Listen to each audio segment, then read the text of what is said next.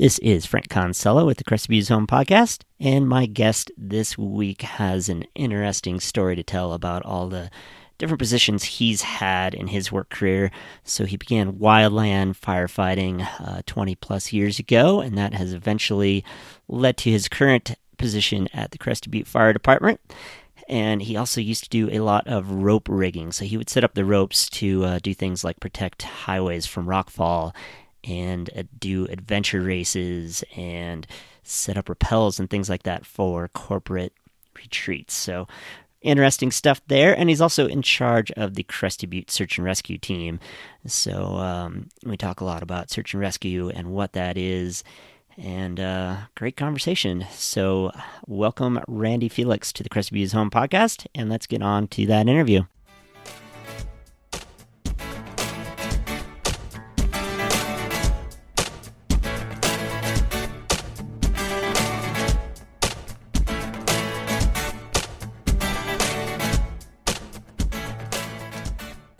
Today on Crested Butte Home, my guest is Randy Felix. So Randy, tell us a little bit about yourself and where you're from and all that. I am from La Crosse, Wisconsin, and I ended up in Crested Butte. I'd say the end of '95. And how'd you get here?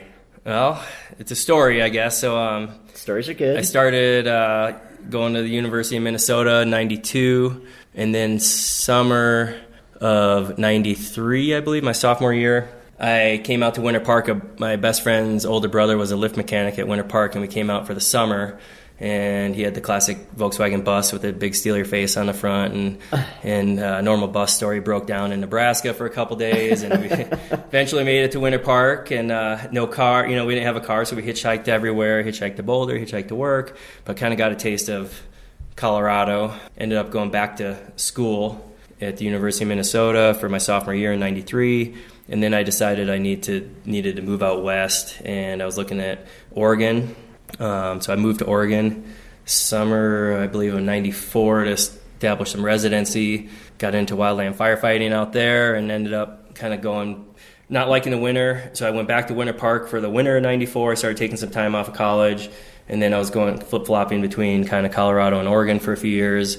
And it was '95, a friend of mine, she's like, hey, you should check out this Gunnison Crested Butte area. There's a college called Western State College, and they have a ski area half an hour away, and there's no class on Wednesdays. It was called Western Wednesday. There was also another name for it, but right. And if you went there, So I rolled on my way out to Oregon. I came through Gunnison. I don't even know if I went up to Crested Butte, but I looked at the college at Western State or University, whatever the name is. No, it's just Western Colorado University.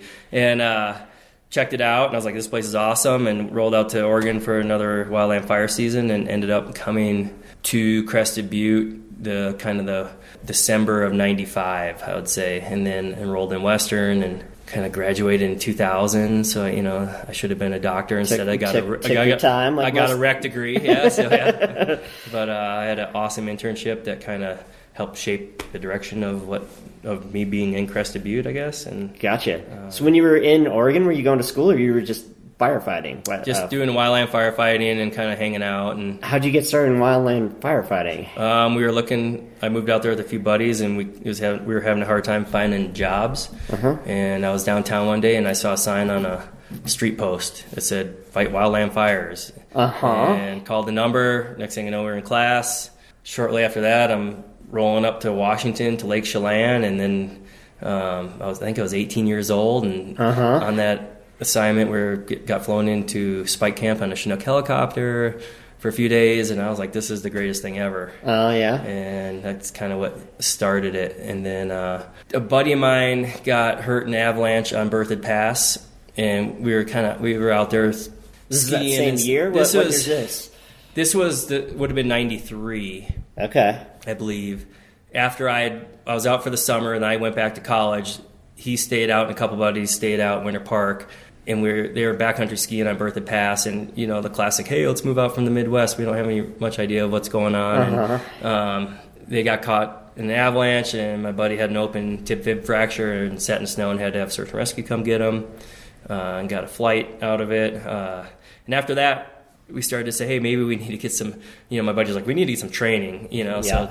And I got interested in all that, and they joined the search and rescue team in Winter Park. And then when I ended up back in Winter Park for a while, I was on the search and rescue team, and I joined the fire department, East Grand Fire Department, I think in 95, and before I moved to Crested Butte.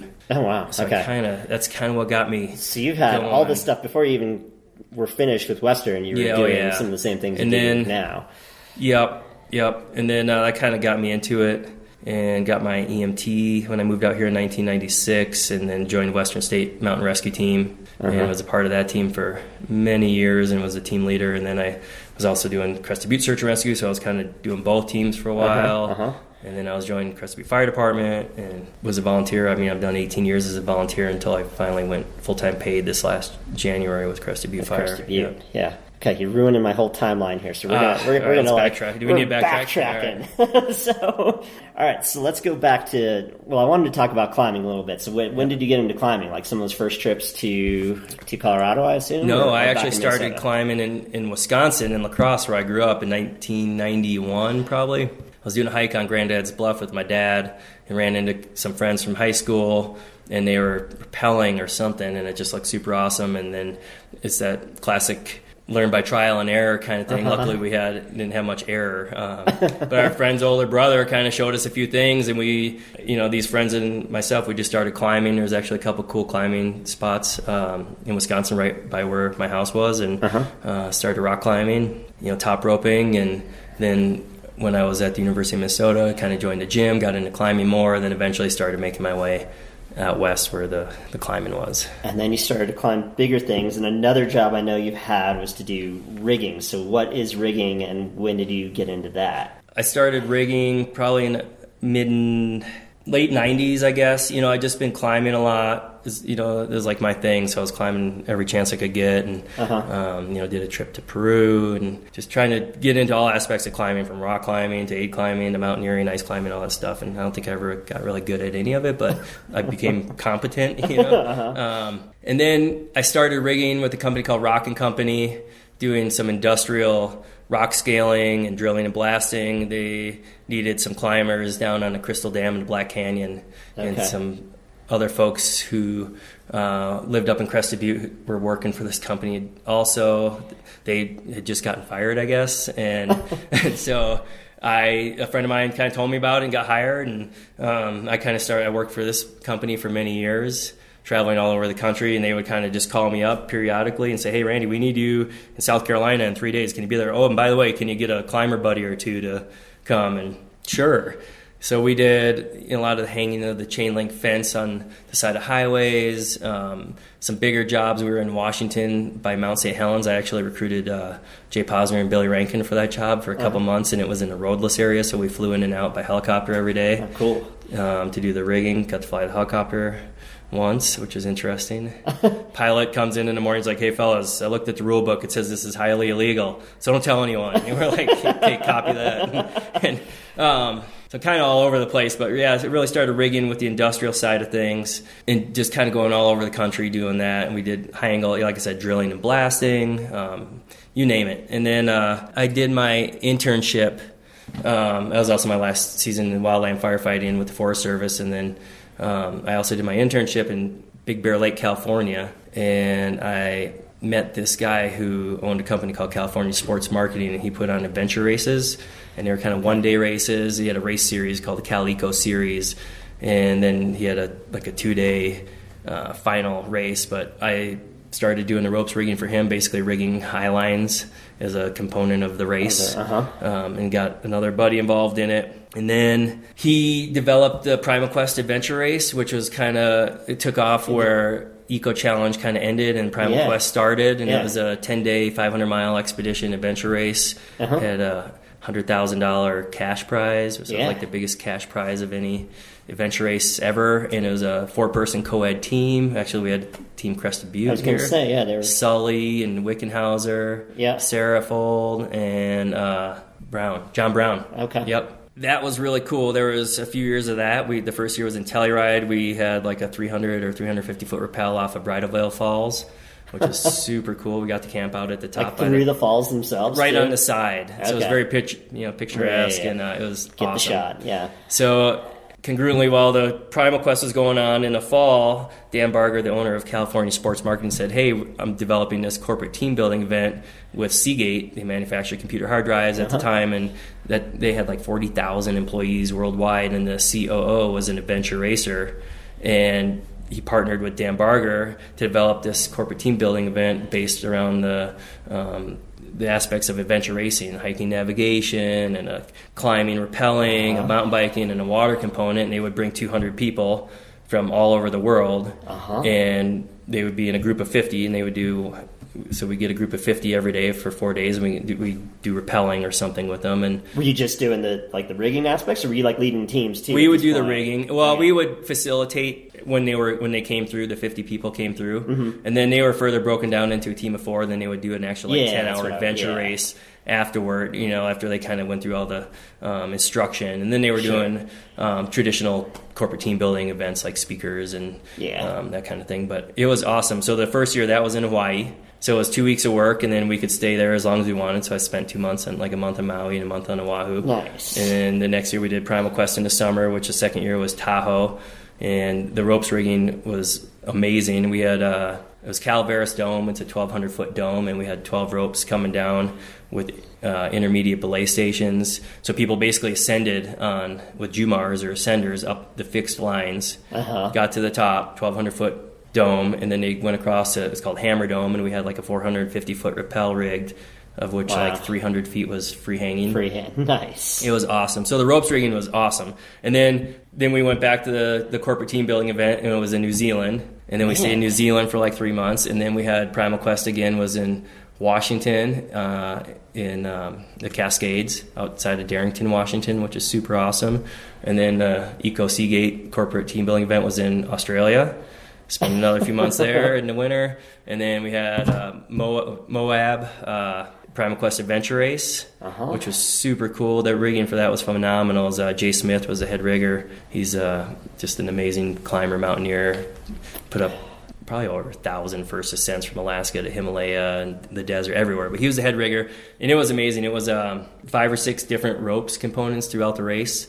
And the main one, we had fixed lines ascending Castleton Tower. So you ascended up Castleton, rappelled back down Castleton, go over to the rectory, ascend fixed lines up, find Jade route, go across the top of the rectory. Then you did probably 100 to 150-foot high line from the rectory to the priest. And then you rappelled, and the priest is like a 15-foot summit diameter. And then you rappel like 300 feet off the priest, and then away you go. Wow. And that was amazing. Crazy races and stuff. It was awesome. And then the last year of the Eco Seagate team building event was back in New Zealand. And then after that, why don't you still do that? It kind of ran its course, and the race kind of fizzled out, and the corporate team building, I think the money kind of fizzled out. Okay. And Man, so there was 4 years. Awesome couple. It was 4 years of just a lot of traveling all over the world, and just doing a lot really of climbing cool and mountaineering in New Zealand and all over Australia and Tasmania. And how cowboy was this? Or were they just like, you can climb, so go for it? Or were they like, I don't know, how did they vet you, I guess? The event? The event or the producers or any of the Well, stuff the owner, like Dan Bargu, started it was his company. I had previously been rigging. Okay, so when it started, how did they vet you? They're just like, you're a climber, you're good. Yeah, I just met him at the end of a race, and he's like, hey, do you want to come do some ropes rigging for my races? And I said, sure. Okay. So, all right. And then my buddy Brandon Latham was working on Yosemite Search and Rescue at the time, and I said, hey, my buddy Brandon's on YOSAR, and can he come help? And they're like, sure. So I kind of had brought friends in. I brought Dan Escalante in the first year. I don't know if I should tell this story or not, but definitely then. Definitely tell the story. Well, the first year we were in Hawaii for the corporate team building event, and it's very professional, and they spend thousands of dollars on this thing.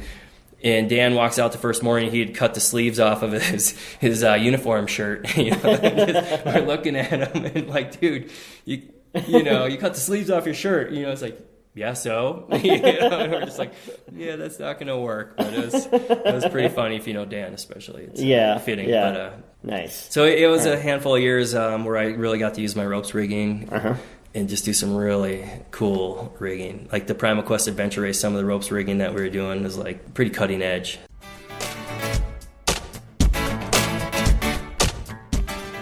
In the Crested Butte Real Estate Minute, I wanted to talk about inventory, which has been very low in the Crested Butte area for quite some time, and it's getting tough for buyers out there. I've got some great folks looking for a condo up in the mountain, and I just can't find them anything. So, point of all this is if you are an owner in the Crested Butte area and you've been considering selling, or you've got a friend who has been considering selling, now is a great time. So give me a shout. My name's Frank Consella, and my website is crestedbutterealestateagent.com, and my contact info is there, and we can just have a discussion about what your property might be worth, and no strings attached. So just give me a shout if you've been thinking about it, and that's it. Let's get back to the interview with Randy Felix.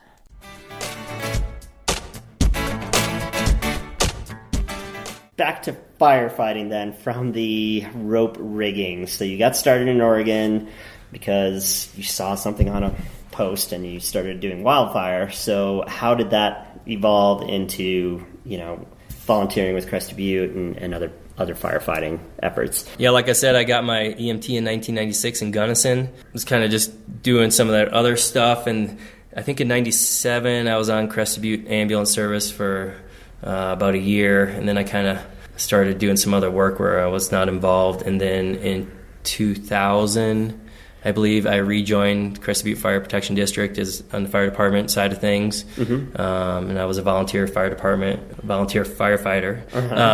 until January of 2019 when I got hired full time. But during that time as a volunteer with Crested Butte, in 2007 I went to Antarctica, to McMurdo Base, as a firefighter on the Antarctic Fire Department for a season, which is super awesome.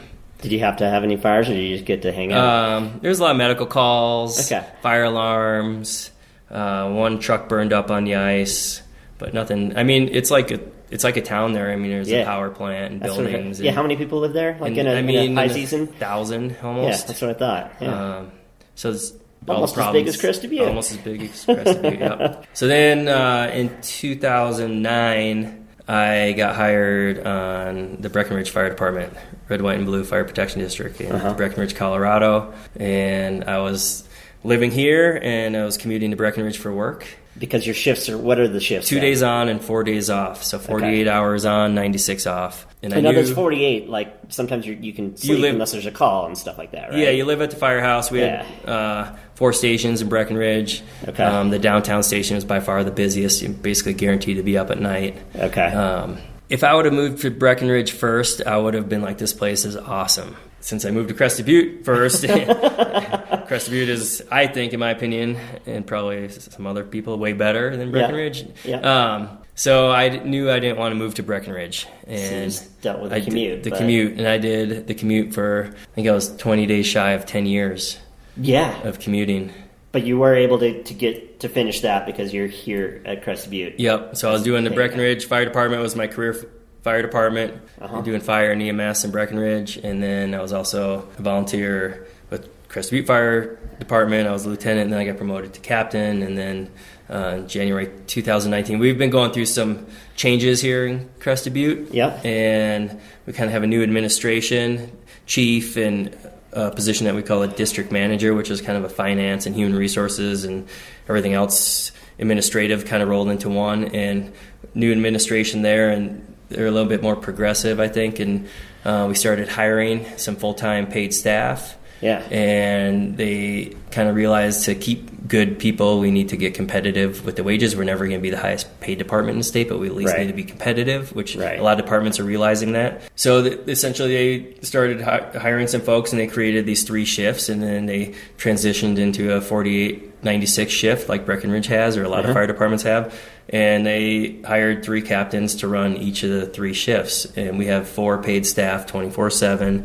And then we also have volunteers and part-time firefighters, EMTs, and paramedics as well to kind of fill in. So we have 24/7 coverage, 365. It's pretty amazing. That's awesome. How many volunteers are there? I feel like there's a lot, but maybe I'm off on that, if you know.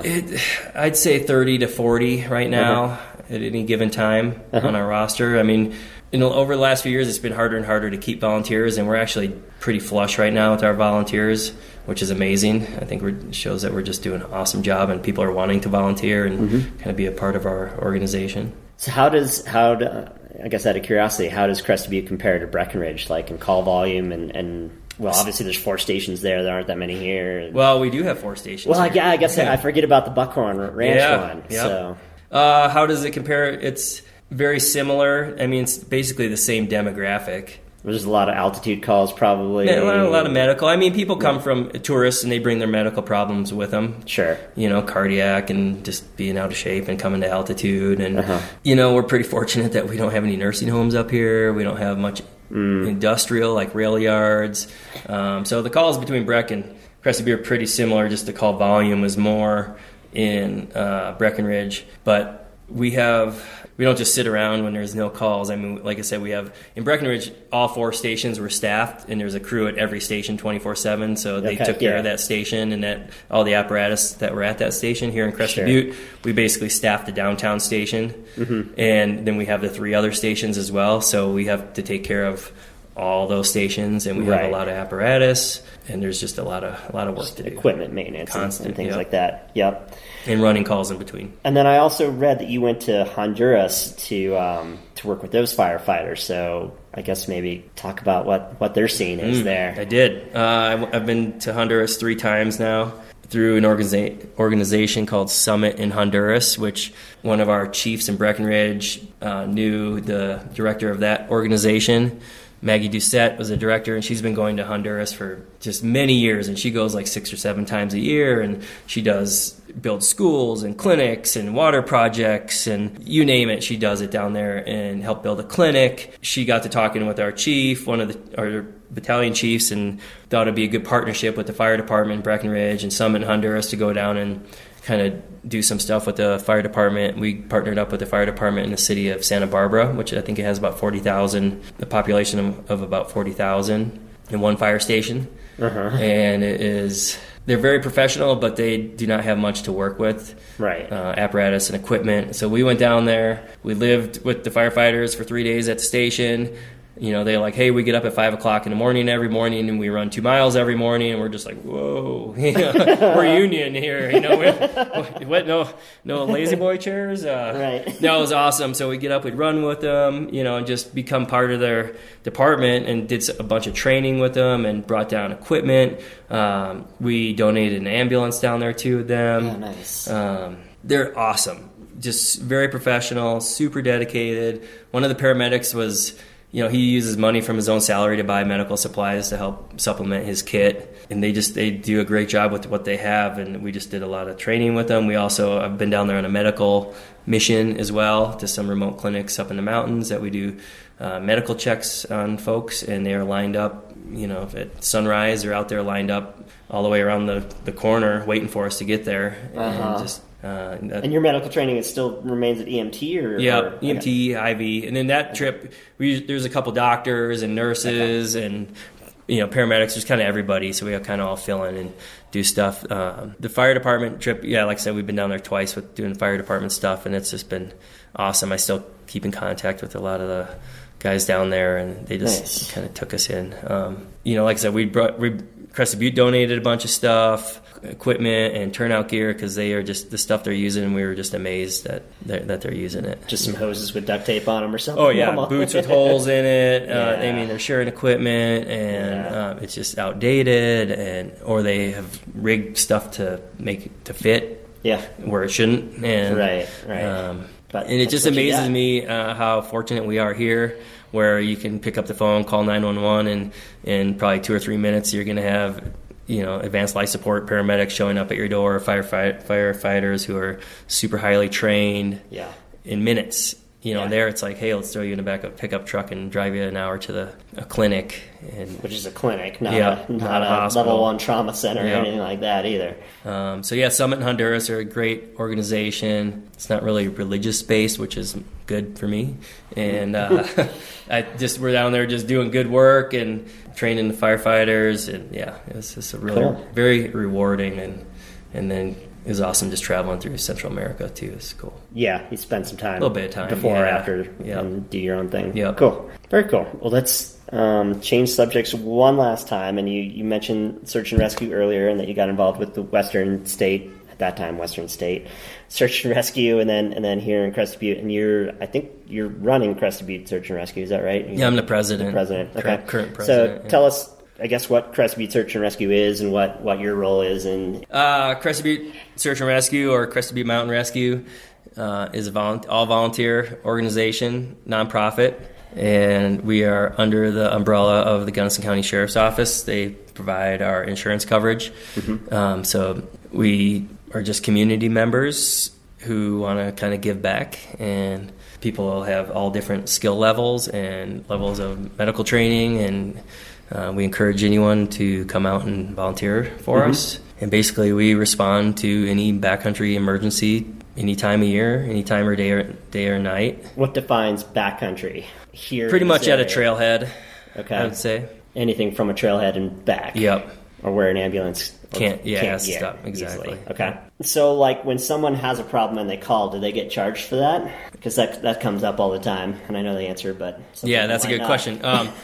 So there is no charge for search and rescue services. When we go in the field, we never charge anybody. We encourage donations, but we do not. There is no charge for search and rescue. However, if we bring you to the trailhead and there's an ambulance waiting for you and you get an ambulance ride to the hospital, there is a bill for the ambulance. There's a bill for the hospital too after that? There probably is. Bummer. And then if you need a helicopter and you get a helicopter flight from a medical helicopter service, you will see a bill from them as well. Gotcha. Yeah. But we always encourage people to call 911, and we will never charge anybody for our services of getting you out of the backcountry. What if, with the helicopter stuff, I know sometimes it's like an Army helicopter.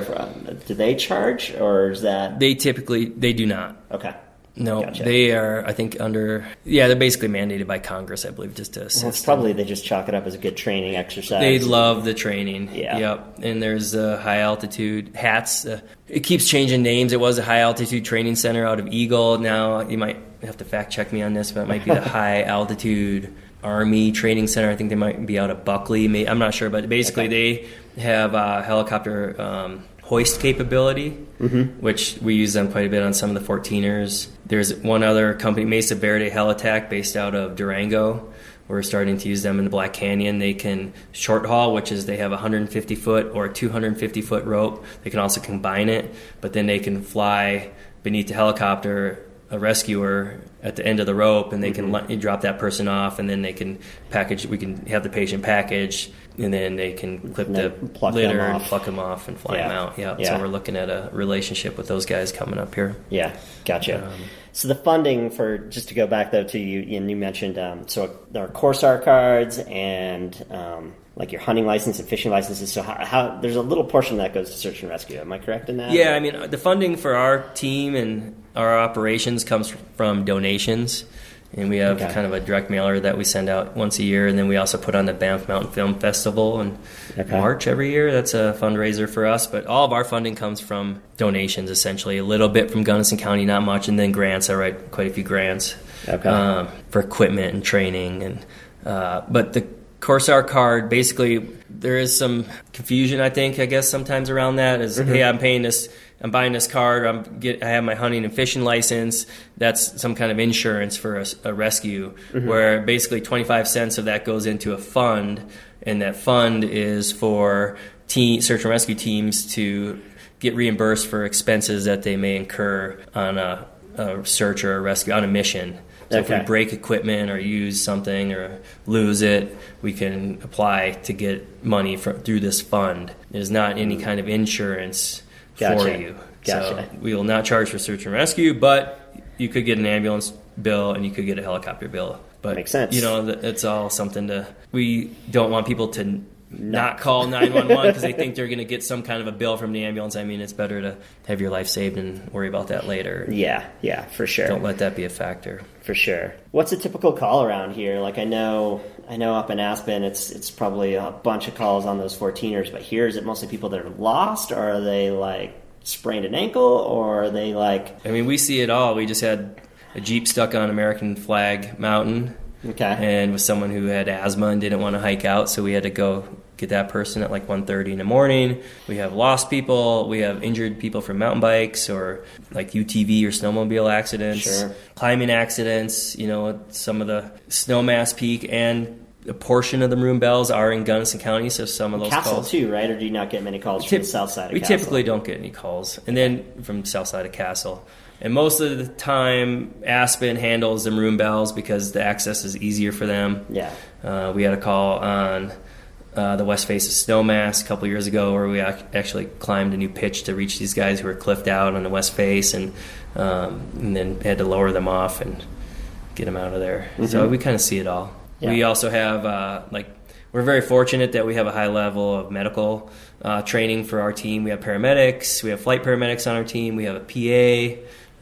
Oftentimes folks from Crested Butte Fire Protection District, like the paramedic, will hike in with us as well. Yeah, so we have the ability to do advanced life support in the backcountry, which is super huge. Are there any stories you can tell without, breaking the rules, but some particularly like memorable search and rescue missions that you can talk about? I mean, that Snowmass call was awesome because we were actually also part of the Black Canyon National Park Service rescue team. Mm-hmm. And it was Sunday, we're down doing a training, and we trained on this particular skill called the San Juan Pickoff. And I'm like, this is awesome, but when are we ever going to use this thing in real life? And all of a sudden, when we were down there, this call started coming out for these guys stuck on Snowmass Peak on the west face. They were climbing, is it the S Ridge, I believe it's called? Yeah.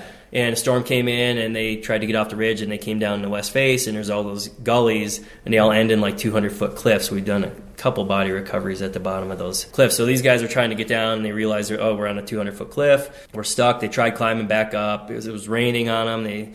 One of them slipped and took a little fall. They realized they better just stay. And they had a Garmin InReach, which is awesome because they were able to get a hold of 911, and then we were able to text with them with their InReach. So this is one of the newer models, which is a two-way. And I guess for people who don't know, this is basically like an emergency locator beacon that uses satellites.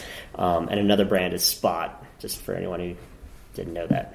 Anyway, go ahead. So then the guys who were at the Black Canyon all of a sudden were like, holy cow, we can maybe use the San Juan Pickoff here to get these guys off. And so 4 of us flew in from St. Mary's Care Flight, flew us into like 12,500 to a landing zone. Mm-hmm. We had a ground team hiking up from like Geneva Lakes up to the base. And then so they flew us in. We hiked around the base. We climbed probably a new 5.8. Ryan Reese put up a new 5.8 pitch on the west face of Snowmass, which is awesome. Uh-huh. So we all climbed up to where they were stuck, and then we did the San Juan Pickoff. And what is the San Juan Pickoff? So we got to know what it is. It's a lowering where you have a rescuer and the person that you're rescuing, like a subject, and so you're tethered together, and then there is basically a belayer that's doing a controlled lower. It's a 2-rope lowering system. It's kind of hard to explain. Okay. It's a small team tactic, basically, with just a few people you can pull this off. Gotcha. So we lowered these 2 climbers off. I said, hey, do you guys want to fly out with us? They said, no, all of our stuff's down at the lake. I said, cool, we have a team hiking in. Why don't you tie in with them and hike out with them? And the 4 of us flew out, and we were back in town by 2 o'clock for lunch. Nice. So that was a pretty cool call. With a situation like that, why didn't you just fly in and pluck them out that way? We considered that, but we wanted to kind of get eyes on them first, and then we decided, I think anytime you do a hoist rescue, there's a lot of risk involved, and this seemed like less risky. The least risk. Gotcha. Yep. And the same reason why you didn't just go from the top down was because you were worried you were going to drop rocks or trying to find them on the face. You didn't know exactly where they were. Exactly. So how did you know where they were when you were climbing up then? Well, we had their coordinates for one. Okay. And then we did a flyby.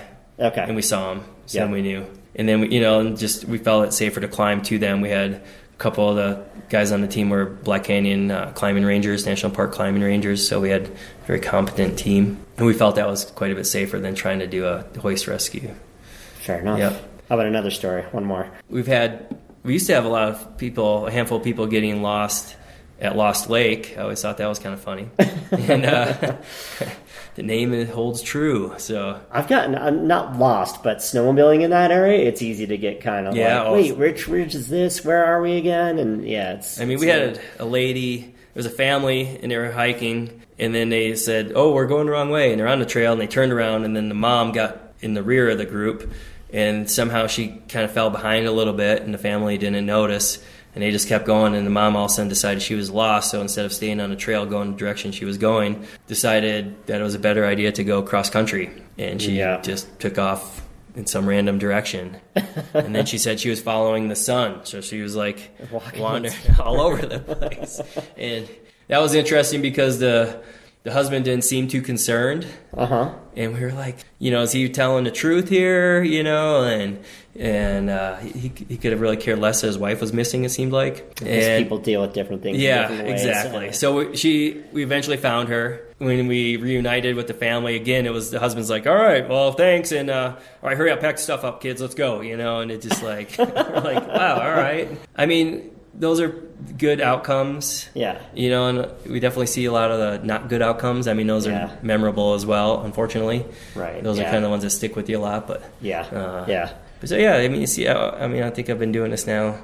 I joined Western in 96, so it's been a long time. So you've done a lot of these. I guess it's kind of going to be a really hard question to answer. Maybe you can't, but for instance, one of my other interviews was with Sean Crossan, and he felt able enough to move himself as far as he could, and this made it a lot easier for you guys to rescue him the rest of the way. But there are other circumstances when maybe, again, this person who was wandering around following the sun maybe should have just stayed. So any advice for people out there in terms of when they should try to self-rescue or at least move closer to rescue versus staying put? In my opinion, self-rescue is the best rescue. Of course. Yep. So I would always try to get myself out. I mean, there's a point where when if you're truly lost in the woods or in the mountains. And unprepared, maybe it is a good idea to try to shelter in place. Because if you're just wandering with no direction, you could end up getting lost. You could use some common sense, if you find a stream or something. Typically water leads downhill, that kind of thing. But people tend to think a lot when they get lost. They start to panic. And I think just remaining calm. And self-rescue is the best rescue. And then hopefully, you've told somebody if you're going solo, your itinerary. And if you're overdue, that eventually they're going to call. Or even if you're a group of two and you're both out there, maybe one of them is uninjured but can't leave the injured party. Still someone hopefully knows. Yep. Hopefully you've told somebody, and eventually you're going to be overdue long enough that maybe you've told someone where you're going. That's a huge help for us because otherwise it's like, okay, it's like a needle in a haystack. If you guys get a call at 10 and someone's like, hey, someone was going hiking today, they're not back, do you guys instantly mobilize? Do you wait? Like, what's your protocol for that kind of thing? We look at each call individually and see what's going on, what's the risk versus the benefit of going out at night. But we definitely will go out at night, especially. Or maybe not even at night. What if the call's at 5 a.m. and someone was hiking the day before and expected back that night? Then you're definitely. It just depends. We try to talk to the reporting party, get as much information as possible. Were they equipped? What's their route? Are they 5 hours overdue, 10 hours? Are they a whole, 24 hours overdue? Yeah. That kind of depends as far as what is our sense of urgency going to be, and so typically overdue is not a huge sense of urgency. If it's a child or, someone maybe with some health problems, then we'll go out at night, like the Jeep that got stuck up on American flag. We went out at night, but we do go out at night. We can fly a helicopter at night. They are equipped with night vision. Yeah, I mean, I feel like most of the time it's safe going out at night. I like going out at night. And I think also back to what should people do, having the Garmin inReach nowadays is awesome. Yeah. Because it allows the two-way satellite texting. Yeah. So we can then contact you and see what exactly is going on. Are you hurt? Are you lost? Or even on the flip side, avoids a call to you guys at all because someone can just text their spouse or whoever and just be like, hey, bike broke down. I'm fine. It's going to be a late night, but I'm fine, and that way you guys aren't getting a call and trying to find someone on their bike or snowmobile or sprained ankle or whatever that's just overdue, not necessarily needing assistance. So I have one, and I would also recommend it. Yeah.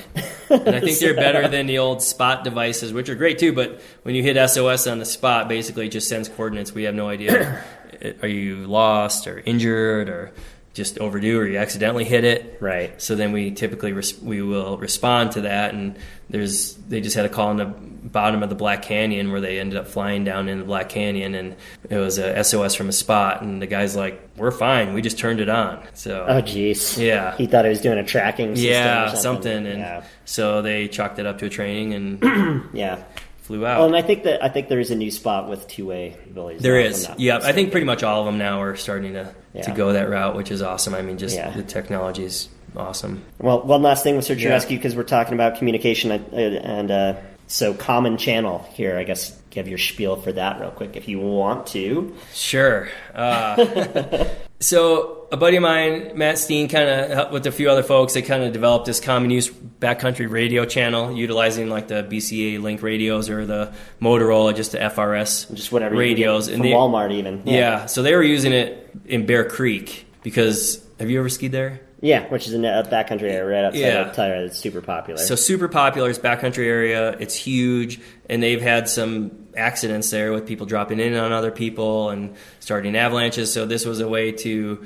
They have different channels for different zones in Bear Creek, and you put your radio on that channel in your zone, and you can talk with others in that zone, whether if there's an accident or emergency, or you can let people know, hey, we're on top of this peak or whatever, we're gonna drop in. Is it clear? Yeah. So I kind of took that idea and tried to run with it here a little bit in Crested Butte, to where if you're in the backcountry skiing or snowmobiling, you could be on channel 70 on your radio, and you could communicate with others in the area, you know, if there's an accident or an injury, or maybe you're on top of Schuylkill and you can't see all the way down, and you can say, hey, is anyone else below me on this particular run? It's a little bit tough because folks want to have their privacy channels with everybody on one channel. It's not ideal.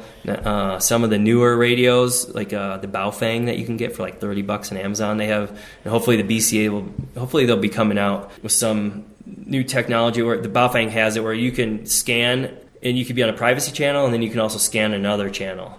So you could be on your own talk group within your group, but then you could be scanning this hearing 70, the emergency channel. Search and rescue, so we also have those radios as well. We typically use VHF or 800 megahertz radios, but we have those BCA FRS radios that we can come in and talk with you in the backcountry if we don't have cell service. It's a good way for us to communicate with you in the backcountry. You know, if you are involved in an accident or you're injured, you know, you can turn your radio to 70, and we're going to be trying to contact you on the way in, or maybe you can get out to someone else who's listening to that channel to go get help. Yeah. So it's kind of a way to kind of unite backcountry users. Everybody's, especially in the wintertime, is using those radios, I feel like. No, it's gaining in popularity, and I hope it continues because communication's kind of key with that. 70 is a channel we are utilizing. It gained some steam. A couple winters ago, I promoted it at the Avalanche Information Night, and then it's just kind of running its course.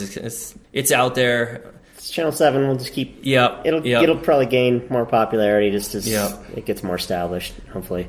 So, but it's a good way for folks to communicate in the backcountry, you know, in a common channel that you can go to if there's an accident or you need some information potentially. Cool. Well, thanks for doing all that with search and rescue as well as the fire department, and we'll start to wrap it up. So Crested Butte is home for you. It might have been easier to move to Breck, but why do you choose to, at one point in time at least, why do you still choose to make Crested Butte your home? You know, I think just the kind of same thing that Dave Ock said on his the podcast he did with him. Every time he drives back into the valley from being out of town, and just the view, and you're just like, oh yeah, this is my community, this is my home. And and now I say that I'm kind of dug in like a tick here after 23 years. You know, I rolled into the valley, my little mini pickup truck, and everything fit in the back of it. Yeah. And eventually fit in the back of my bigger pickup. And now it's like, oh man. You'd have to move a whole couch and stuff. Too much work. Couch, and, maybe some toys. And, right. So, I've traveled a lot all over the world and the U.S., and I just, every time I come back to Crested Butte, I feel like it is home. I mean, I haven't found another place that I would really like to call home. Yeah. Maybe after last winter, somewhere warmer. I don't know. We'll see. Man, I'm the opposite. I'm like, bring me more of those and I won't have to move. The snowmobiling and skiing was epic last winter. So for sure. We need another one or 10 of those would be awesome. Where can people learn more about the Crested Butte Fire Department and Crested Butte Search and Rescue? We have Crested Butte Search and Rescue. We have our Facebook page, and then we also have a website, cbsar.org. Okay. We always encourage folks, if they want to come out and volunteer with us, us. Typically, we're looking for the person who wants to make a long-term commitment to our team. I mean, you got to kind of feel it out and see if it's for you. But, I've had some folks like, hey, kind of contact me. I'm going to be in town for the summer. I'd like to join your team. And I'm like, that's great. You can come see what we're all about, but you're really not going to get involved. You're not going to be able to do anything. Yeah. You can come to some trainings. But, we typically want folks who are going to be a long-term volunteer because we'll spend money on you for training and whatnot. Same with the Fire Protection District. We put on an EMT class usually in the fall, and we always encourage, right now we're pretty full, but we always encourage volunteers if you're interested in fire or EMS, and you can come check us out downtown. And is that just, where would they go? Is there a website, or just call the fire department? I mean, there's the Crested Butte Fire Protection District website. But yeah, that's a great place to kind of start to get information. Search and rescue, we train the first and third Wednesday of the month. We don't require a huge commitment, pretty loose. If you have skills, that's great. If you don't, that's fine too. There's a job for everybody, and it's a good place to learn some cool backcountry skills. Same with the fire district. I just showed up one day, said I want to volunteer, and I've been off I went. Same, Gunnison has a search and rescue team, Western State Mountain Rescue through the college. You can volunteer down there. They're a little bit more affiliated with the school, kind of a younger Do you have team. To be going to the school to join You do it? not. Okay. But they get a big influx in the fall of new people, and they have a very strict kind of curriculum that they follow. So if you're not on board with that as a community member, it's a little bit harder to kind of fall in with that team. But up here, we're a little bit older. Gotcha. We're always looking for new members because we have a lot of members who've been on the team, and we have some 30-year folks. Yeah, that's awesome. Which is awesome.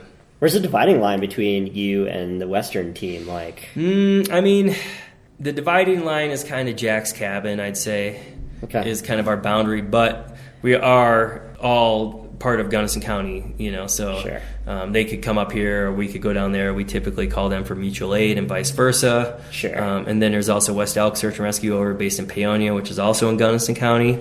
And then the Black Canyon National Park Rescue Team in Black Canyon National Park. But gotcha. So we kind of help each other out. But yeah, they kind of divider line, if you will, is basically Jack's Cabin. So there is ample opportunities to volunteer for both organizations, always. Or donate, as you mentioned earlier. Sure, donate. If someone wants to build a building like they have in Aspen, you'd probably be cool with that, right? Good. That's interesting that you said that, because the Aperture development that's now taking place north of the Gas Cafe, part of with that development is about 1.5 acres of land that's going to be for emergency services. So right now the developer and the town are kind of finalizing their agreement to get the handoff for that property to the town. Yeah. And once that's complete, we're working with the town, the Fire Protection District, and Crested Butte Search and Rescue to kind of figure out how we are going to divide that land amongst ourselves. But we're going to be getting, ideally, a new fire station in the next 3 to 5 years and a new search and rescue cache. Our search and rescue cache right now is an old bus depot that was moved to the location that we're at, which is not nice. So you might have a permanent space in this new fire department, hopefully. Well, it'll be our own building. Yeah, so nice. yeah, the property will be divided. However that's going to look, we're still determining. But have you been to the one in Aspen, by the way? Oh yeah. That thing is. I mean, they've got rooms for the victim's family. And it's a lot to clean and take care of. Right. Bigger building, bigger problems. And, it's an amazing building. It is nice. So yeah, we hopefully will be looking for donations because we are a 501c3 nonprofit organization. So our funding for that building is going to have to come through donations. So we will probably in the near future start to do a fundraising campaign to get that built. Nice. Money to get that built. Yeah, cool. Which will be modest. We are not looking for a Aspen search and rescue cache. They're a little busier, so they deserve that. I guess 4 walls and a roof, and we'll be happy. You know, maybe some garage space, but maybe a couple beater sleds and ATVs. Well, we have nice snowmobiles, which is nice because we actually had a call a number of years ago up on Ruby for a snowmobiler that had a broken femur mid-face, and he tried to high mark and got really high up in the face and kind of lost his way on the way down and launched like a 30-footer and basically exploded. And we got up to the base and kind of realized that our snowmobiles were not adequate, and we had to jump on some bystander snowmobiles, do some Canadian style to get up to them, jump off, make the turn. Yeah. And after that, we decided we needed some good powder machines, so we now have good powder sleds. We have an awesome UTV that we can equip with tracks in the wintertime. Oh, nice. Which is super awesome. And then we have some good four-wheel drive vehicles as well, but it costs money to maintain all that stuff. So, oh, yeah, for sure. If you guys want to help out there, go to the website or the Facebook page, and you can donate. We'd appreciate it. But cool. That's my plug. No, I like it. That's what this is also about. So, one final question. Who else should I interview? I would say, off the top of my head, I think you could get an awesome interview from Dan Escalante, who is a guide and a builder, and also tried to have a solution for some of Crested Butte's housing problems by building a tiny home, but basically got a mob after him. Not in my neighborhood kind of a thing, but I think it'd be interesting to talk to him. Yeah, he's an interesting guy for sure. Yep. Ian Hatchett. Yep, he's come up a couple times. I need to do this. Just when we were talking about 30-year SAR members, he's one of those. Billy Rankin. Yeah. Bob Witalik, kind of jack of all trades there. Long time. He's, I believe, a 30-year search and rescue member as well. All right. Yeah, give me 4. There you I go. asked for 1, I get 4. Yep. Awesome. Well, cool. Well, thanks so much, Randy, and hopefully I will only see you out there in non-emergency situations. Yeah, thanks for having me. It's interesting listening to all the podcasts that I listened to when I was commuting back and forth to Breck. It was like my thing, and now I'm on a podcast. So you're famous now. That's awesome. Yep. Cool. All right, thanks. Thanks for listening to the Crested Butte's Home podcast with your host, me, Frank Consella. Hope you enjoyed the interview with Randy Felix. And as a reminder, all the episodes can be found at crestedbutteshome.com. They're also available on all the major podcast platforms, so please check them all out if you've missed any, and subscribe so you don't miss any future ones. And if you have any questions about real estate, you can also go to crestedbutteshome.com and give me a shout. So that's it. I will be back in a couple of weeks, and I'll see you then.